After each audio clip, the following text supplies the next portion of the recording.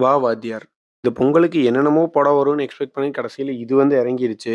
இந்த படத்த பத்தி என்ன சொல்றதுன்னே தெரியல. இது ஃபேண்டஸியா? டிராமாவா? இது எந்த ஜானர்லயும் வைக்கவும் முடியல.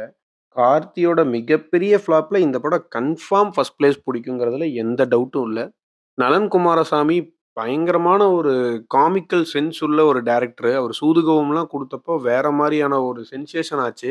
இந்த வா வாத்தியார் வந்து என்ன ஐடியாலஜில இவரு எடுத்திருக்காருங்கிறதே எனக்கு புரியல. அன்வான்டடா எம்ஜிஆர உள்ள கொண்டு வந்தது. அது உடம்புக்குள்ள இருக்கா?